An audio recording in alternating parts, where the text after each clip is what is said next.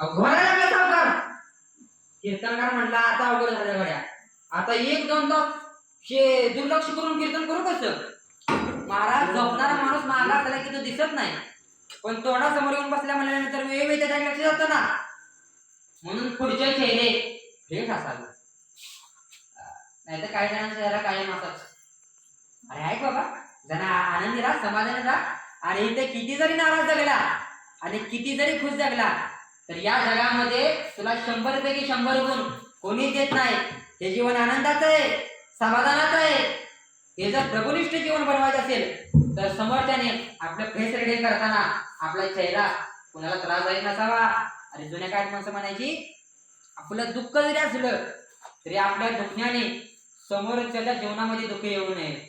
हमारी सूरत ही है, हम क्या करें. काही जणांचा कायमचा रेरा ढकास. चला